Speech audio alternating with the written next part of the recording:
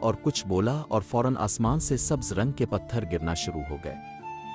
جو کوئی بھی اس پتھر کی زد میں آ جاتا وہ فوراً جنات میں تبدیل ہو جاتا۔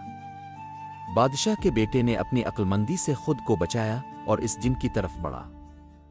بادشاہ کے بیٹے نے اس سے پوچھا کہ تم کون ہو، جس پر اس نے جواب دیا کہ میں نابڑی جن ہوں اور میرا مقصد پوری دنیا پر قبضہ کرنا ہے۔ بادشاہ کے بیٹے نے بولا کہ میں یہ تمہارا خواب کبھی پورا نہیں ہونے دوں گا۔ جلد ہی بادشاہ کے بیٹے اور جن کے درمیان ایک لڑائی شروع ہو گئی۔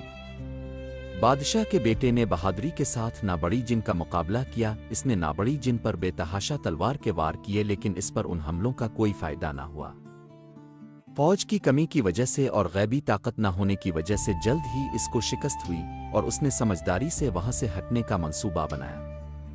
موقع ملتے ہی وہ وہاں سے بھاگ نکلا، لیکن نابڑی جن کی فوج اس کا پیچھا کرنے لگی۔ وہ ہاتھ میں تلوار تھامے ہوئے نابڑی جن کی فوج کو چیرتا ہوا گزرتا گیا۔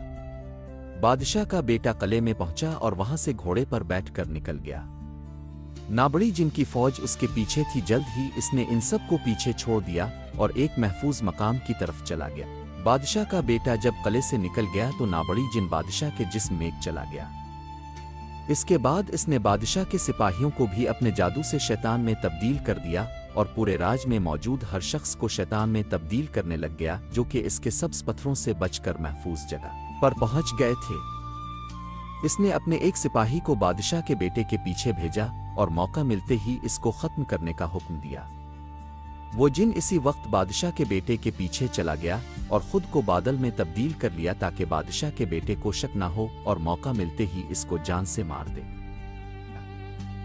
بھاگتے بھاگتے ہوئے وہ ایک صحرا میں پہنچ گیا۔